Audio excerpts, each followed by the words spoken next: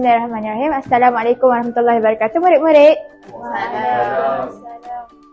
Okey, jadi hari ni kita akan belajar tajuk kata sapaan dan kata ganti nama diri.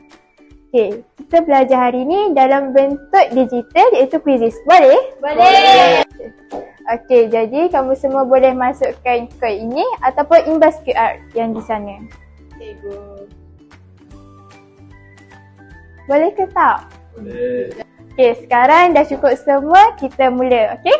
Okey.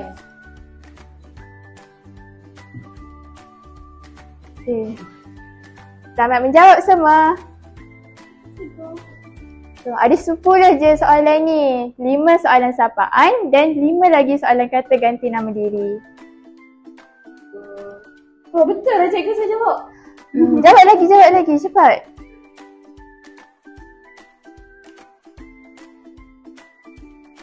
Okey tak semua? Boleh cikgu. Saya nombor 1. Oh, Aiman. Kenapa? Apa yang susah? Apa ni cikgu? Kata ganti nama diri yang sesuai untuk merujuk kepada seseorang yang sedang berbicara. Tengok cikgu, saya nombor 1 cikgu. Bagusnya Aiman, pandainya awak. Yang lain cuba. Kamu jawapan dia. Ya, pandai dapat Terima ni. kasih cikgu. Ain jawab apa yang ni Ain? Apakah sapaan yang digunakan untuk menyapa rakan sebaya di tempat awam? Mana ada cikgu suruh bincang? Jawab Alamak, masing-masing. kan jawab sendirilah. Weh. Ya. Sekarang cikgu nak tengok macam mana kamu semua faham apa yang cikgu ajar sebelum ni. Okey? Jom.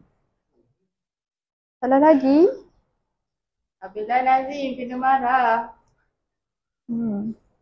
Nazim jawab apa yang ni Nazim?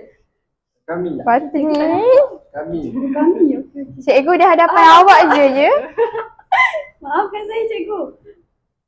Salah lah Nazim. Apabila Itulah, cikgu dah cakap ikut kemampuan awak sendiri, bukannya ikut orang lain. Tak nak dah tiru Nazim. Laju-laju ya semua. Alah, saya tadi semua dah betul. Satu tadi salah. Lepas tu siapa suruh awak tiru orang lain? Maafkan saya cikgu.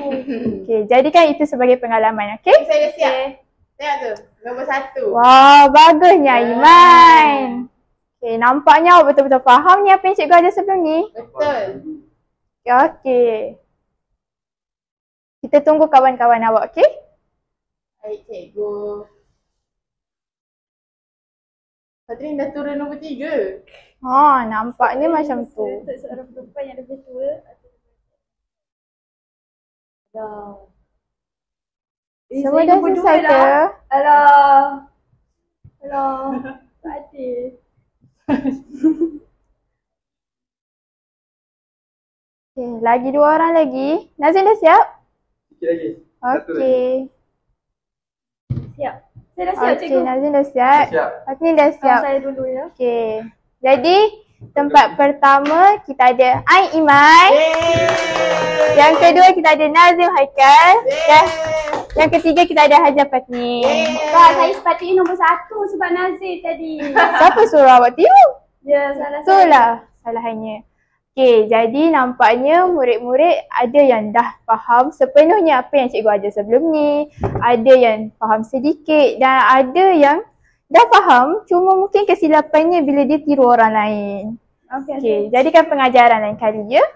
Okey, jadi selesai kelas kita untuk kali ini di mana cikgu ingin menguji kefahaman kamu semua tentang kata sapaan dan kata ganti nama diri. Baiklah, itu sahaja daripada cikgu. Sekian, terima kasih semua. Assalamualaikum warahmatullahi wabarakatuh. Waalaikumsalam warahmatullahi wabarakatuh. Okey, setelah selesai pembelajaran kita secara digital sebentar tadi, kini mari kita bicarakan serba sedikit tentang kebaikan penggunaan digital. Yang pertama ialah akses lebih fleksibel kerana boleh dilakukan di mana-mana sahaja. Yang kedua, pembelajaran lebih interaktif dan lebih menyeronokkan. Yang ketiga, mengasah kemahiran digital untuk seorang guru dan murid. Dan yang keempat adalah kualiti pelajar yang lebih berkesan. Jadi itu sahaja kebaikan penggunaan digital yang akan kita bincangkan. Itu sahaja dipelajari oleh kumpulan kami aktiviti keempat. Sekian, Terima kasih.